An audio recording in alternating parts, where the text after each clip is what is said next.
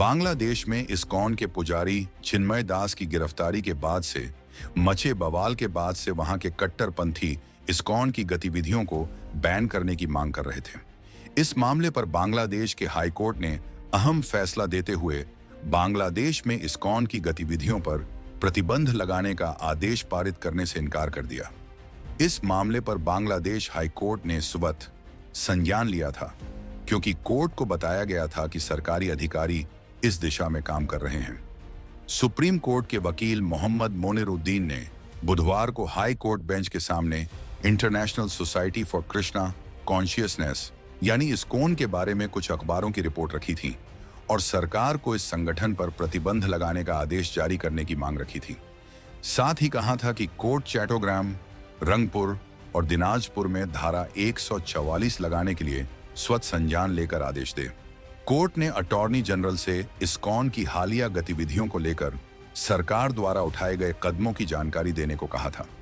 गुरुवार को जब आगे की कार्यवाही शुरू हुई तो अटॉर्नी जनरल के कार्यालय ने न्यायमूर्ति फराह महबूब और न्यायमूर्ति देबाशीष रॉय चौधरी की पीठ के समक्ष जानकारी रखी।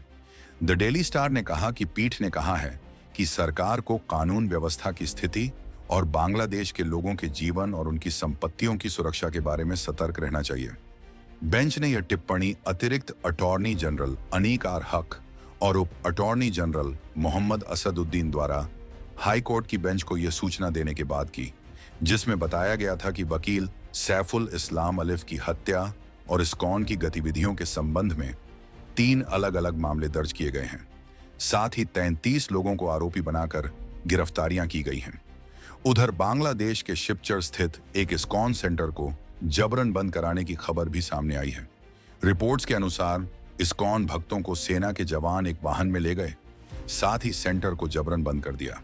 इस मामले में इस्कॉन कोलकाता के उपाध्यक्ष और प्रवक्ता राधारमण दास ने सोशल मीडिया प्लेटफॉर्म एक्स पर लिखा, शिवचर बांग्लादेश में इस्कॉन नमहट्टा केंद्र को मुसलमानों ने जबरन बंद कर दिया। सेना आई और इस्कॉन भक्तों को एक वाहन में ले गई। बता दें कि बांग्लादेश में यूनुस सरकार के आने के बाद से हिंदुओं पर बेजा अत्याचार हो रहे हैं। ताजा हिंसा के मामले में एक हिंदू परिवार के 4 सदस्यों की हत्या कर दी गई, जिसमें एक गर्भवती महिला भी शामिल है। इस पर आपकी क्या राय है? कमेंट में हमें जरूर बताएं। धन्यवाद।